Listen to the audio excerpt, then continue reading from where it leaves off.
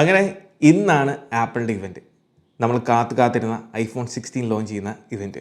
IPhone 16 മാത്രമല്ല, ഈ ഒരു ഇവൻറ്റിൽ നമ്മൾ എക്സ്പെക്റ്റ് ചെയ്യുന്ന പ്രൊഡക്റ്റുകൾ ഏത് ടൈമിലാണ് ഈ ഒരു ഇവൻറ്റ് സ്റ്റാർട്ട് ചെയ്യുന്നത്, അപ്പം നിങ്ങൾക്ക് കാണാനുള്ള സൗകര്യങ്ങൾ, നമ്മുടെ ചാനലിൽ അതിൻ്റെ ലൈവ് ഇവൻറ്റ് റിയാക്ഷൻ കാണും എല്ലാ വർഷത്തെ പോലെ തന്നെ. അതോടൊപ്പം iOS 18 എന്നാണ് നമുക്ക് ഒഫീഷ്യലി നമ്മളുടെ എല്ലാം ഡിവൈസുകളിൽ ഇൻസ്റ്റാൾ ചെയ്യാൻ സാധിക്കുന്നത്. അതോടൊപ്പം ഈ ഇവൻറ്റിൽ വരുന്ന പ്രൊഡക്റ്റുകളുടെ ഏറ്റവും ലേറ്റസ്റ്റ് ആയിട്ടുള്ള ഡീറ്റെയിൽസും കാര്യങ്ങളുമാണ് നമ്മൾ ഇന്നത്തെ ഈ ഒരു വീഡിയോയിലൂടെ നിങ്ങളോട് ഡിസ്കസ് ചെയ്യുന്നത്. So let's get start. അപ്പോൾ ആദ്യം തന്നെ ഇവൻറ്റ് സ്റ്റാർട്ട് ചെയ്യുന്നത് ഇന്ന് സെപ്റ്റംബർ 9 തിങ്കളാഴ്ച രാത്രി ഇന്ത്യൻ സമയം 10:30 ഒന്നെങ്കിൽ നിങ്ങൾക്ക് ആപ്പിളിൻ്റെ യൂട്യൂബ് ചാനലിൽ കയറാം, അവിടുന്ന് ലൈവ് ഇവൻറ്റ് നിങ്ങൾക്ക് കാണാൻ സാധിക്കും. അല്ലാന്നുണ്ടെങ്കിൽ ആപ്പിളിൻ്റെ വെബ്സൈറ്റിൽ apple.in അല്ലെങ്കിൽ apple.com. അപ്പോൾ എന്തായാലും നമ്മുടെ ചാനലിൽ ഇതിൻ്റെ ലൈവ് റിയാക്ഷൻ എല്ലാ വർഷവും നമ്മൾ ചെയ്യുന്നതാണ്. ആ ഒരു ലൈവ് റിയാക്ഷൻ കാണുന്നതായിരിക്കും. അതിൽ നമ്മൾ ഇവൻറ്റ് കാണിക്കത്തില്ല, നിങ്ങൾക്ക് നമ്മുടെ ലൈവ് റിയാക്ഷനിൽ ആ ഒരു ലൈവ് ടൈമിൽ ഓരോ പ്രൊഡക്റ്റിൽ വരുമ്പോൾ അതിൻ്റെ ഡീറ്റെയിൽസും കാര്യങ്ങളും എല്ലാം നമ്മൾ ലൈവായിട്ട് സംസാരിക്കുന്നതായിരിക്കും. സോ നിങ്ങൾക്ക് ജോയിൻ ചെയ്യാം. അതിൻ്റെ ലിങ്കും താഴെ ഡിസ്ക്രിപ്ഷനിൽ ഞാൻ കൊടുത്തേക്കാം. ഇനി ഈ ഒരു ഇവൻറ്റിൽ എക്സ്പെക്റ്റ് ചെയ്യുന്ന പ്രോഡക്റ്റുകൾ, നമുക്ക് നിലവിൽ ഏറ്റവും ലേറ്റസ്റ്റ് ആയിട്ട് അവൈലബിൾ ആകുന്ന ഇൻഫർമേഷൻ അനുസരിച്ച് 3 പ്രോഡക്റ്റുകളാണ് നമ്മൾ എക്സ്പെക്റ്റ് ചെയ്യുന്നത്. അതിലേക്ക് പോകുന്നതിന് മുന്നേ iOS 18 എന്നാണ് നമുക്ക് ഒഫീഷ്യലി നമ്മുടെ ഡിവൈസുകൾ ഇൻസ്റ്റാൾ ചെയ്യാൻ സാധിക്കുക, അല്ലെങ്കിൽ ഒരു അപ്ഡേറ്റ് ലഭിക്കുന്നത്. അത് ഈ ഒരാഴ്ച, ഈ ഒരു ഇവൻറ്റിന് ശേഷം നമുക്ക് ഈ ഒരാഴ്ച തന്നെ മിക്കവാറും എക്സ്പെക്റ്റ് ചെയ്യാം എന്നുള്ളൊരു കാര്യമാണ്. May be 2 ഓപ്ഷൻസാണ്. ഒന്നെങ്കിൽ ഈ ഒരാഴ്ച നമുക്ക് RC വേർഷൻ, ഈ ഒരു ഇവൻറ്റ് കഴിഞ്ഞതിന് ശേഷം ആപ്പിൾ iOS 18 ഒരു RC വേർഷൻ റിലീസ് ചെയ്യുന്നതായിരിക്കും. അടുത്ത ആഴ്ച, അതായത് 16, 17, 18 ആ ഒരു ടൈം പീരീഡിൽ മിക്കവാറും നമുക്ക് iOS 18 ഒഫീഷ്യലി അപ്ഡേറ്റ് ലഭിക്കാനുള്ള ചാൻസസ് ആണ് ഇപ്പം നിലവിലുള്ള സിറ്റുവേഷൻ വെച്ച് നമുക്ക് മനസ്സിലാകുന്നത്. ഇനി നമുക്ക് ഓരോ പ്രൊഡക്റ്റുകളുടെയും ലേറ്റസ്റ്റ് ആയിട്ടുള്ള ജസ്റ്റ് ലഭിച്ചിട്ടുള്ള ഡീറ്റെയിൽസിലേക്ക് മാത്രം നമുക്ക് പോകാം. ഏറ്റവും ആദ്യം ഐഫോൺ 16 സീരീസ് 4 മോഡൽസ്, കഴിഞ്ഞ വർഷങ്ങളിലെ പോലെ തന്നെ 4 മോഡൽസാണ് വരുന്നത്. IPhone 16, 16 plus, 16 pro, 16 pro max. കളേഴ്സിലേക്ക് വരുമ്പോൾ പ്രോ മോഡൽസിൽ നമുക്ക് പുതിയൊരു ഗോൾഡ് കളർ വരുന്നുണ്ട്, ഗോൾഡ് ടൈറ്റേനിയം കളറ്. അതോടൊപ്പം തന്നെ ഈ ടൈറ്റേനിയം ഫ്രെയിമിങ്ങിൻ്റെ കാര്യത്തിലും ചെറിയൊരു ഡിഫറൻസ് വരുന്നുണ്ട്. ഇപ്പോൾ ഉള്ളത് നമുക്കറിയാം, ഒരു മാറ്റ് ഫിനിഷ് അല്ലെങ്കിൽ അത്ര ഗ്ലോസി അല്ലാത്തൊരു ടൈറ്റേനിയം ഫ്രെയിംസാണ് നമുക്ക് ബെസൽസിൽ പോയേക്കുന്നത്.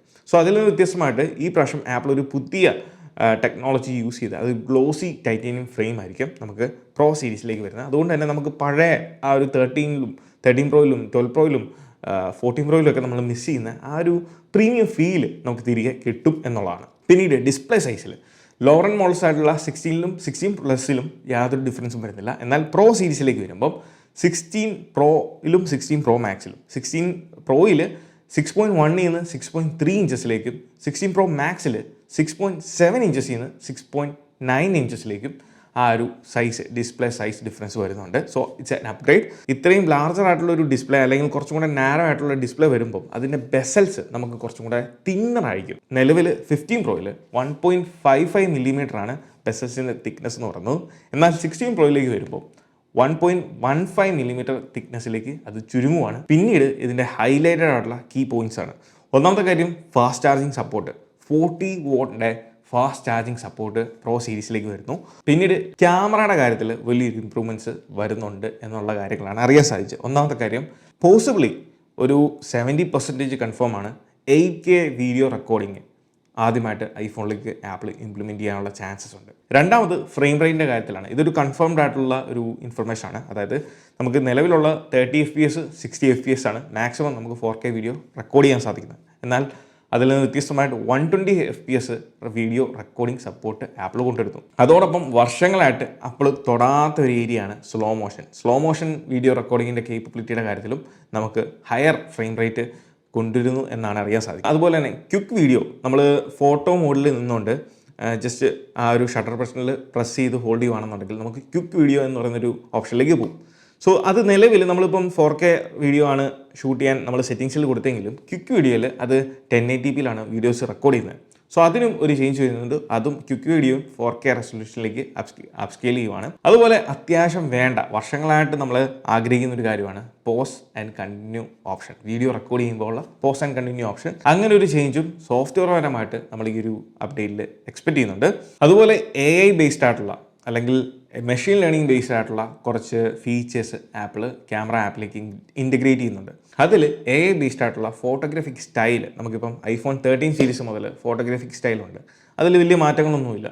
ഏത് കണ്ടീഷനിലും സ്കിൻ ടോൺ പ്രിസർവ് ചെയ്തുകൊണ്ടുള്ള പല സ്റ്റൈലുകളായിരിക്കാം ഈ ഒരു AI ബേസ്ഡ് ഫോട്ടോഗ്രാഫി സ്റ്റൈലിൽ കൊടുക്കാൻ പോകുന്നത്. അതോടൊപ്പം തന്നെ AI based wind noise reduction അല്ലെങ്കിൽ വിൻഡ് നോയ്സ് റിമൂവൽ ഓപ്ഷനും വീഡിയോ റെക്കോർഡിങ്ങിൻ്റെ സമയത്ത് ആപ്പിൾ ഇൻറ്റഗ്രേറ്റ് ചെയ്യുന്നുണ്ട്. ഇനി ക്യാമറയുടെ തന്നെ ഹാർഡ്വെയറിൽ വരാൻ പോകുന്ന 2-3 ചേഞ്ചസ്. അതിലൊന്ന് ക്യാപ്ചർ ബട്ടൺ.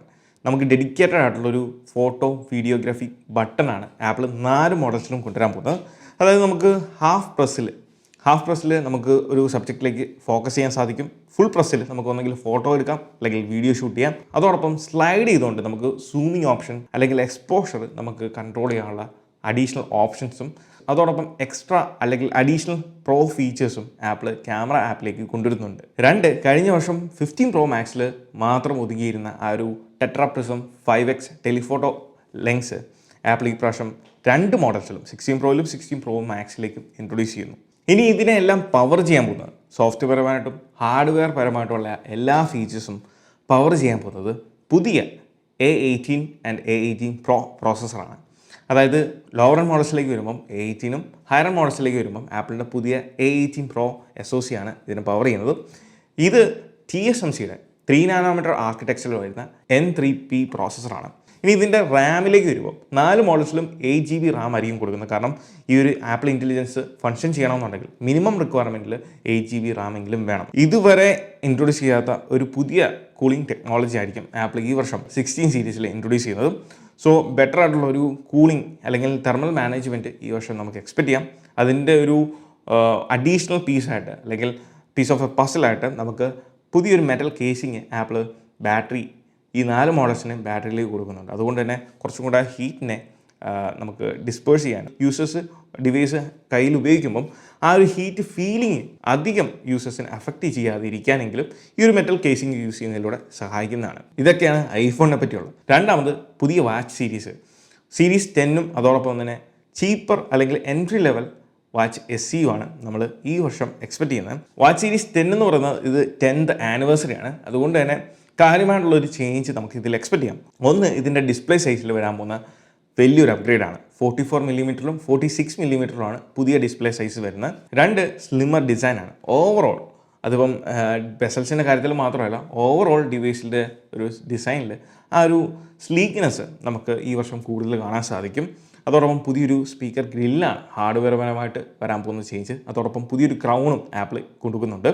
അതിൻ്റെ പ്രത്യേകത എന്ന് വെച്ചാൽ പുതിയൊരു ECG സെൻസറായിരിക്കാം ആപ്പിൾ ഈ ഒരു ക്രൗണിലേക്ക് ഇൻറ്റഗ്രേറ്റ് ചെയ്യുന്നത്. അതുകൊണ്ട് തന്നെ കുറച്ചും കൂടെ ആക്യുറേറ്റ് ആയിട്ടുള്ള നമുക്ക് ഹാർട്ട് റേറ്റ് റീഡിങ്ങും ECG നമുക്ക് ഈ ഒരു 10 സീരീസിൽ വാച്ച് സീരീസ് 10ൽ ലഭിക്കുന്നതായിരിക്കും. പിന്നെ എല്ലാ വർഷത്തെ പോലെ തന്നെ ആ വർഷം പുതുതായിട്ട് ഇറങ്ങുന്ന ആ ഒരു വാച്ച് സീരീസിൽ മാത്രം എക്സ്ക്ലൂസീവായിട്ട് വരുന്ന ഒരു ഫീച്ചറുണ്ട്. അതാണ് നമ്മൾ ഈ പ്രാവശ്യം ഇതുവരെ നമുക്കറിയാൻ സാധിച്ചിടത്തോളം സ്ലീപ്പ് ഏപ്നിയ ഡിക്റ്റേഷനുള്ള പുതിയൊരു സെൻസറും ആപ്പിൾ കൊടുക്കുന്നുണ്ട്. അതുപോലെ വാച്ച് സീരീസ് അൾട്രയിൽ നിന്ന് കടമെടുക്കുന്ന ഡെപ്ത്ത്, അതായത് അണ്ടർ വാട്ടർ അല്ലെങ്കിൽ നമ്മൾ ഡൈവിങ്ങിനൊക്കെ സ്വിമ്മിങ്ങിനൊക്കെ പോകുമ്പോൾ ഉള്ള ആ ഒരു ഡെപ്ത്ത് ആപ്പ് അല്ലെങ്കിൽ ഡെപ്ത്ത് ഇൻഫർമേഷൻ ലഭിക്കുന്ന ആ ഒരു ആപ്ലിക്കേഷനും ആപ്പിൾ ബാക്കിയുള്ള നോർമൽ വാച്ച് സീരീസിലേക്ക് ആപ്പിൾ കൊണ്ടുവരുന്നുണ്ട്. സോ ഈ ഒരു ഡെപ്ത്ത് ആപ്പ് വരുന്നതുകൊണ്ട് തന്നെ കുറച്ചും കൂടി ബെറ്റർ ആയിട്ടുള്ള അല്ലെങ്കിൽ ഇംപ്രൂവ്ഡ് ആയിട്ടുള്ള വാട്ടർ റെസിസ്റ്റൻസ് ഈ ഒരു ഡിവൈസുകൾക്ക് ഉണ്ടാകാനുള്ള ചാൻസസ് ഉണ്ട്. ആൻഡ് ഇപ്പോൾ പറഞ്ഞ എല്ലാ കാര്യങ്ങളെയും പവർ ചെയ്യാൻ പോകുന്നത് S10 എന്ന് പറയുന്ന പുതിയ ചിപ്പാണ്. സോ വാച്ച് സീരീസ് 10നോടൊപ്പം തന്നെ ആപ്പിൾ ഈ പ്രാവശ്യം മാർക്കറ്റിലേക്ക്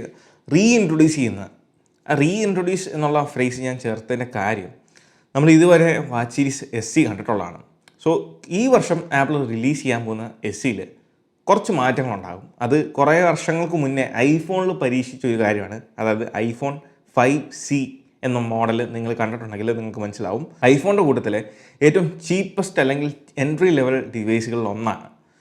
ഈ ചീപ്പസ്റ്റ് എന്ന് പറയുന്നത് അതിൻ്റെ പ്രൈസിൻ്റെ കാര്യത്തിൽ മാത്രമല്ല, അതിൻ്റെ ക്വാളിറ്റിയുടെ കാര്യത്തിലും. കാരണം ഒരു പ്ലാസ്റ്റിക് മെറ്റീരിയലായിരുന്നു അതിൽ യൂസ് ചെയ്തിരുന്നത്. ഹൈ ക്വാളിറ്റി പ്ലാസ്റ്റിക് ആണ്. പക്ഷേ അത് ഇറങ്ങിയ ടൈമിൽ കുഴപ്പമില്ലാതെ പോയി.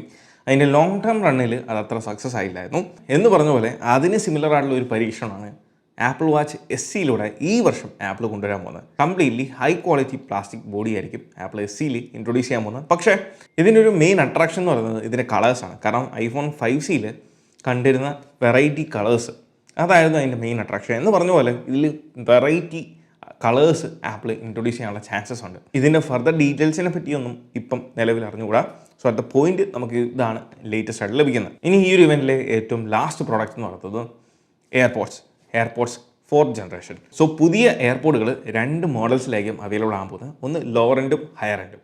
ഈ ലോവർ ആൻഡ് ഹയർ എൻഡിൻ്റെ ഡിഫറൻസ് എന്താണെന്ന് വെച്ചാൽ, നിലവിൽ നമുക്കറിയാം എയർപോഡ്സ് 2nd ജനറേഷൻ ഉണ്ട്, 3rd ജനറേഷൻ ഉണ്ട് നോർമൽ എയർപോഡ്സിൻ്റെ കാര്യത്തിൽ. പിന്നെയാണ് എയർപോഡ്സ് പ്രോ 2nd ജനറേഷൻ വരുന്നത്, പിന്നെ മാക്സ്. സോ ഇതിലെ പുതിയ ലോവർ എൻഡ് മോഡൽ എയർപോഡ്സ് എന്ന് പറയുന്നത് എയർപോഡ്സ് 2nd ജനറേഷൻ്റെ റീപ്ലേസ്മെൻ്റ് ആയിരിക്കും. ഇപ്പോൾ ഉള്ള എയർപോഡ്സ് 2nd ജനറേഷൻ വലിയ നീളമുള്ള സ്റ്റെമ്മുള്ള ആ ഒരു എയർപോഡ്സിൻ്റെ റീപ്ലേസ്മെൻ്റ് ആയിരിക്കും. അതിൻ്റെ ഡിസൈൻ വൈസ് പറയുവാണെങ്കിൽ നിലവിലുള്ള 3rd ജനറേഷൻ എയർപോഡ്സുമായിട്ട് വളരെ സിമിലർ ആയിട്ടുള്ള ഡിസൈൻ ആയിരിക്കും.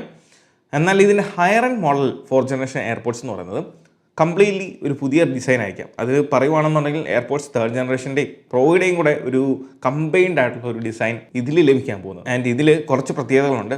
ഒന്നാമത്തെ കാര്യം പുതിയ ബ്ലൂടൂത്ത് 5.3 ആയിരിക്കും. അതോടൊപ്പം പ്രധാനപ്പെട്ട ഒരു മാറ്റം എന്ന് പറയുന്നത്, അല്ലെങ്കിൽ ഫീച്ചർ എന്ന് പറയുന്നത് ANC ആയിരിക്കും, ആക്റ്റീവ് നോയിസ് ക്യാൻസലേഷൻ. ആപ്പിൾ ആദ്യമായിട്ട് അവരുടെ ഒരു ബഡ് ഇല്ലാത്തൊരു ഡിവൈസിലേക്ക് കൊണ്ടുവരുവാണ്. സോ നമുക്ക് ബഡ് ഇനിയ ടിപ്പ് എല്ലാ യൂസേഴ്സിനും ഒരേപോലെ വർക്കാവണമെന്നില്ല. ചിലവർക്കത് ഡിസ്കംഫർട്ട് ആയിരിക്കാം, ചിലവർക്കത് താല്പര്യമില്ല. പേഴ്സണലി എനിക്ക് ബഡ് ടൈപ്പ് താല്പര്യമില്ല. അതുകൊണ്ടാണ് Gen 3 എയർപോഡ്സ് ഞാനിപ്പോഴും യൂസ് ചെയ്യുന്നത്. സോ അതിലേക്ക് നമുക്ക് ഈ ഒരു ANC ഫീച്ചർ വരുവാണെന്നുണ്ടെങ്കിൽ തീർച്ചയായിട്ടും അത് നല്ലൊരു അഡ്വാൻറ്റേജ് തന്നെ ആയിരിക്കും. അത് ഏത് രീതിയിൽ ആപ്പിൾ ഇംപ്ലിമെൻറ്റ് ചെയ്യുന്നു എന്നുള്ളത് നമുക്ക് ഇന്ന് കണ്ട് അറിയേണ്ട ഒരു കാര്യമാണ്. 3, ഈ ഒരു പുതിയ എയർപോഡ്സിൽ നമുക്ക് ഇംപ്രൂവ്ഡ് ആയിട്ടുള്ള മൈക്രോഫോണും അതോടൊപ്പം ഓഡിയോ ക്വാളിറ്റിയും ലഭിക്കുന്നു എന്നുള്ളതാണ്. ആൻഡ് ഇതിൽ വരാൻ പോകുന്ന ഏറ്റവും വലിയ ഹൈലൈറ്റ് ഫീച്ചർ എന്ന് പറയുന്നത് iOS 18 കൂടെ ഒരു ഇൻ്റഗ്രേഷനിൽ ഹിയറിംഗ് എയ്ഡായിട്ട് നമുക്ക് ഈ ഒരു എയർപോഡ്സ് യൂസ് ചെയ്യാൻ സാധിക്കും. ഇതേ സെയിം ഫങ്ഷണാലിറ്റി എയർപോഡ്സ് പ്രോ സീരീസിലേക്കും ആപ്പിൾ ഇൻ്റഗ്രേറ്റ് ചെയ്യുന്നുണ്ട്. സോ ചില അവസരങ്ങളിൽ നമുക്ക് ഈ ഒരു എയർപോഡ്സ് ഇയറിംഗ് എയ്ഡായിട്ട് യൂസ് ചെയ്യാനും സാധിക്കും. ആൻഡ് 4th ജനറേഷൻ എയർപോഡ്സിൻ്റെ കേസിങ്ങിലേക്ക് വരുമ്പം എയർപോഡ്സ് പ്രോ ആയിട്ട് സിമിലർ ആയിട്ടുള്ള പുതിയ USB Type-C വരുന്ന മോഡലായിരിക്കും വിത്ത് സ്പീക്കേഴ്സ്. ഈ സ്പീക്കേഴ്സ് വരുന്നതിൻ്റെ കാര്യം നമുക്ക് ഫൈൻഡ് വേ ഉപയോഗിച്ചുണ്ട് കേസ് ഫൈൻഡ് ചെയ്യാൻ വേണ്ടിയാണ്. ഈ ഒരു പുതിയ റീഡിസൈനിലൂടെ ഇംപ്രൂവ്ഡ് ആയിട്ടുള്ള ബാറ്ററി ലൈഫും നമ്മൾ എക്സ്പെക്ട് ചെയ്യുന്നുണ്ട്. അത് ബോത്ത് ഈ ഒരു കേസിനും അതോടൊപ്പം തന്നെ ഈ ഒരു സ്റ്റെമ്മിലും അല്ലെങ്കിൽ ഡിവൈസിലും നമുക്ക് പുതിയ അല്ലെങ്കിൽ ഇംപ്രൂവ്ഡ് ആയിട്ടുള്ള ഒരു ബാറ്ററിയും എക്സ്പെക്ട് ചെയ്യാം. അപ്പോൾ ഇത്രയും കാര്യങ്ങളാണ് ലാസ്റ്റ് മിനിറ്റ് ലീക്സ് ഇൻഫോർമേഷനായിട്ട് നമുക്ക് അവൈലബിൾ ആക്കുന്നത്. സോ ഇനി ഇതിന് പുറമെ ഈ പ്രോഡക്റ്റുകൾക്ക് പുറമെ നമുക്ക് എക്സ്ട്രാ എന്തെങ്കിലും ലഭിക്കുവാണെങ്കിൽ അത് നമുക്ക് ബോണസാണ്. അപ്പോൾ നിങ്ങളെപ്പോലെ തന്നെ ഞാനും ഈ ഒരു ഇവൻറ്റിന് വേണ്ടി എക്സൈറ്റഡ് ആണ്. സോ കാത്തിരുന്ന് കാണാം. ഇനി ഏതാനും മണിക്കൂറുകൾ മാത്രം നമ്മൾ വെയിറ്റ് ചെയ്താൽ മതി. ഇതിൻ്റെ ലൈവ് റിയാക്ഷൻ നമ്മുടെ ചാനലിലുണ്ടാകും. നിങ്ങൾ ജോയിൻ ചെയ്യാവുന്നതാണ്. എന്നോടൊപ്പം ഒരുമിച്ചിരുന്ന് നമുക്ക് ഈ ഒരു ഇവൻറ്റ് ആസ്വദിക്കാവുന്നതാണ്. So once again this is me Milan. Catch you guys next video. Till then, peace.